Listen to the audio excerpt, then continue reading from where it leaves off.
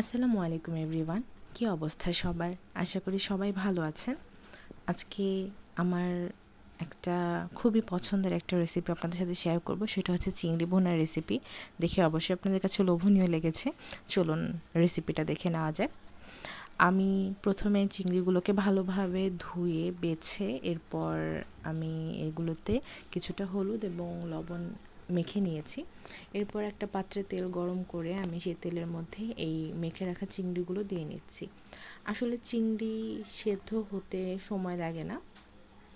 চিংড়ি রান্না বা ভাজা যে কোনো কিছুই একটু কম সময় নিয়ে করলে চিংড়ির যে মেইন যে টেক্সচারটা সেটা ভালো পাওয়া যায় আর কি। তো আমি অল্প একটু সময় নিয়ে চিংড়িগুলোকে ভেজে নিচ্ছিলাম উল্টে পাল্টে। দেখুন চিংড়ি একটু সময় দিলে কি সুন্দর কালার চলে আসে, কোনো এক্সট্রা কালার অ্যাড করা ছাড়াই।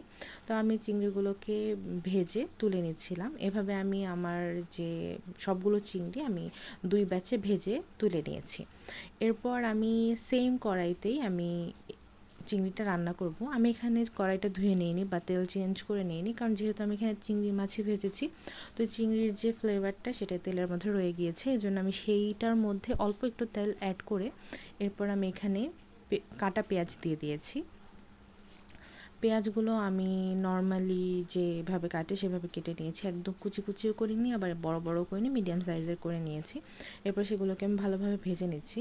এরপর আসে মেইন উপকরণ, যেটা হচ্ছে ঝালের জন্য আমি এখানে ইউজ করছি, সেটা হচ্ছে কাঁচামরিচ। কাঁচামরিচ এভাবে কুচি করে দিয়েছি কারণ আমি এখানে শুকনো মরিচটা ইউজ করব না, মানে একদমই না দেওয়ার মতো শুকনো মরিচ দিব। আমি এখানে মেইন ঝালটা রাখবো হচ্ছে কাঁচামরিচের।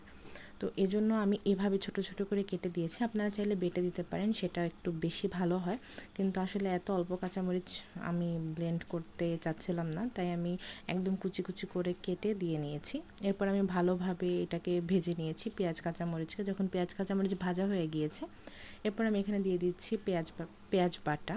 পেঁয়াজ বাটা দিয়ে দিচ্ছি আমি 2 চামচ, রসুন বাটা দিয়েছি আমি 1 চামচ, আদা বাটা দিয়েছি 1 চামচের থেকে একটু কম। এরপর আমি সেগুলোকে এই পেঁয়াজ মরিচের মিক্সচারের সাথে ভালোভাবে নেড়ে মিশিয়ে নিচ্ছি। এরপর আমি এখানে দিয়ে দেব হচ্ছে পানি। পানিটা আমি দিয়ে এরপর আমি গুঁড়া মশলাটা অ্যাড করব। পানি দেওয়ার পর আমি এখানে দিয়ে দিব হচ্ছে হলুদ এবং জিরার গুঁড়া। আমি এখানে অন্য কোনো কিছু ইউজ করব না। আর একদম হালকা অল্প একটু, আপনারা দেখেই বুঝতে পারবেন, আমি এখানে হাফ চামচের থেকেও কম মরিচের গুঁড়া ইউজ করেছি। আমি প্রথমে ইউজ করতে চেয়েছিলামই না, বাট তারপরে অল্প একটু দিয়েছি, নামমাত্র যেটাকে বলে আর কি। তো এখন চলে যাচ্ছে হলুদের গুঁড়া। হলুদের গুঁড়া আপনি আপনার পরিমাণ মতোই দিয়ে নেবেন আর কি। আমি মোটামুটি 1 চামচ দিয়ে নিয়েছি। আর জিরার গুঁড়া আমি দিয়ে নিয়েছি 1 চামচ। আর মরিচের গুঁড়া এখন আপনারা দেখতে পাবেন একদম অল্প পরিমাণে দিয়ে নিয়েছি। এরপর আমি সেটাকে ভালোভাবে মিশিয়ে এরপর একটু সময় নিয়ে মশলাটাকে কষিয়ে নেব। যেহেতু চিংড়ি দেওয়ার পর আমরা খুব বেশি সময় নিয়ে এটাকে রান্না করব না, এই জন্য আমি মশলাটাকে প্রথমে খুব ভালোভাবে কষিয়ে নেব, যাতে গন্ধটা দূর হয়ে যায় আর কি। মশলার যে আদা রসুনের যে কাঁচা গন্ধটা সেটা দূর হয়ে যায়, এবং যখন ভালোভাবে তেলটা ভেসে উঠবে তখন আমি এখানে চিংড়ি মাছটা অ্যাড করে দেব।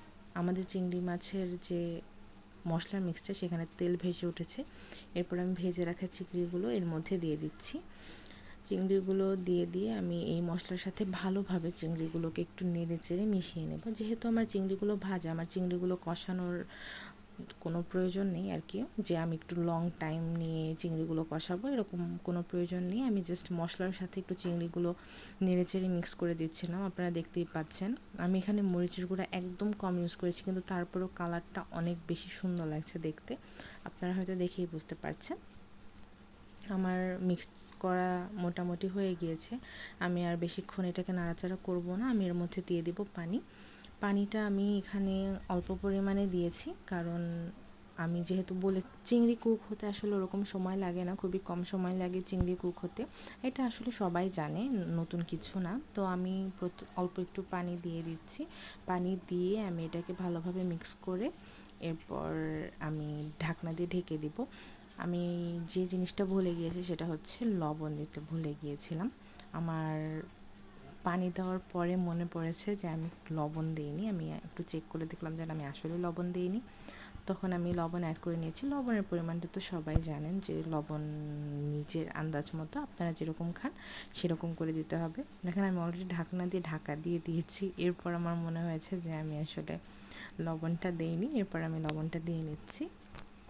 লবণ দিয়ে আমি একটু নেড়ে চেড়ে লবণটা মিক্স করে এরপর আমি ঢাকনা দিয়ে ঢেকে দিব। ঢাকনা দিয়ে ঢেকে আমি আঁচটা মিডিয়াম করে দিয়েছি, আমি একদম লো করিনি, যেহেতু চিংড়ি মাছটা আমি একটু তাড়াতাড়ি কুক করতে চাচ্ছি। তো ঢাকনা দিয়ে ঢেকে আমি মাঝখানে 2-3 বার উঠিয়ে দেখে নিয়েছি যে আর কি রান্না কত দূর। তো মোটামুটি আমার কাছাকাছি হয়ে গিয়েছে শেষের দিকে। এবার হচ্ছে একদম লাস্ট পর্যায়ে দেখুন হালকা হালকা তেল বোঝা যাচ্ছে যে ভেসে উঠছে। আমি এরপর আর জাল করব না, আমি এটাকে নামিয়ে নিব। তো আমি চুলা অফ করে এরপর একটা পাত্রে নিয়ে নিচ্ছি। আপনারা কালারটা দেখে বুঝতে পারছেন যে এটা আসলে কতটা মজাদার হয়েছে, মশলা টশলা দিয়ে সব কিছু দিয়ে মজাদার হয়েছে। যদিও আমি এখানে শুকনো মরিচের গুঁড়াটা অ্যাভয়েড করেছি, মানে একদমই কম দিয়েছি, যেটা আসলে না দেওয়ার মতো। তারপরেও মাশাআল্লাহ এই জিনিসটা দেখতে অনেক সুন্দর হয়েছে এবং খেতে আলহামদুলিল্লাহ অনেক ভালো হয়েছে। আপনাদের কাছে কেমন লাগলো জানাবেন। Thank you.